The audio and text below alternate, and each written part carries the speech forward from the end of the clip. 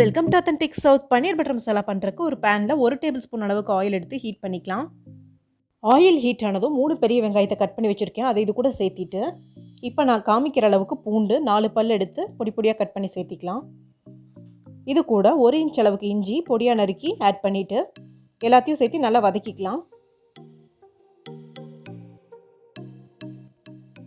வெங்காயம் நல்லா டிரான்ஸ்பரண்ட் ஆகிற அளவுக்கு வதக்கிட்டு 2 மீடியம் சைஸ் தக்காளி எடுத்து வச்சுருக்கேன். அதை கட் பண்ணி இது கூட ஆட் பண்ணிக்கலாம். இது கூட 10 முந்திரி சேர்த்து ஒரு 2 நிமிஷம் போல் வதக்கிக்கலாம். ஓரளவுக்கு எல்லாம் வதங்கினதுக்கப்புறமா இந்த டிஷ்ஷுக்கு தேவையான 1/2 டேபிள் ஸ்பூன் அளவு உப்பு சேர்த்திடலாம்.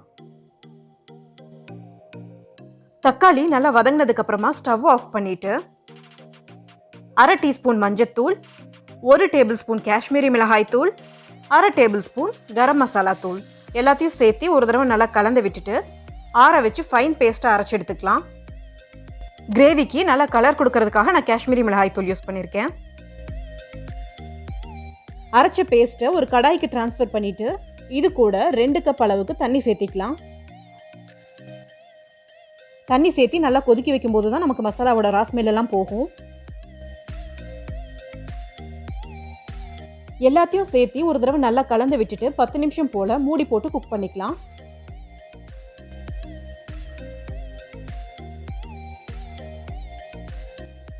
பத்து நிமிஷத்துக்கு அப்புறம் மூடி ஓப்பன் பண்ணிவிட்டு ஒரு தடவை எல்லாத்தையும் நல்லா கலந்து விட்டுட்டு 2 டீஸ்பூன் அளவுக்கு கசூரி மெத்தியை நல்லா கையிலே க்ரஷ் பண்ணி சேர்த்திருங்க. ஒரு தடவை நல்லா கலந்து விட்டுட்டு இன்னொரு 5 நிமிஷத்துக்கு மூடி போட்டு குக் பண்ணிக்கலாம். 200 கிராம் அளவுக்கு பன்னீரை கட் பண்ணி நான் வெதுவெதுப்பான தண்ணியில் போட்டு 5 நிமிஷம் ஊற வச்சு எடுத்து வச்சுருக்கேன். அதை இது கூட சேர்த்திக்கலாம். பன்னீரை இந்த மாதிரி வார்ம் வாட்டரில் ஊற வச்சு சேர்த்துறதுனால எக்ஸ்ட்ரா சாஃப்ட்னஸ் கொடுக்கும். பன்னீர் நல்லா சாஃப்ட் ஆகிறதுக்காக ஒரு 2 நிமிஷம் குக் பண்ணிக்கலாம். இப்போ ஸ்டவ் ஆஃப் பண்ணிவிட்டு ஸ்வீட்னஸ்க்காக 1 டேபிள் ஸ்பூன் அளவுக்கு தேன் சேர்த்திக்கலாம். தேன் வேண்டாங்கிறவங்க 1 டீஸ்பூன் அளவுக்கு சர்க்கரை சேர்த்திக்கோங்க.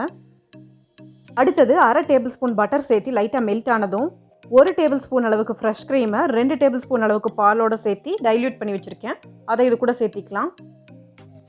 உங்ககிட்ட ஃப்ரெஷ் க்ரீம் இல்லைன்னா 2 டேபிள் ஸ்பூன் பால் ஆடையும் 2 டேபிள் ஸ்பூன் பாலும் சேர்த்திக்கோங்க. அவ்வளோதாங்க, நம்ம ரெஸ்டாரண்ட் ஸ்டைல் பன்னீர் பட்டர் மசாலா சூப்பராக ரெடி ஆகிடுச்சு.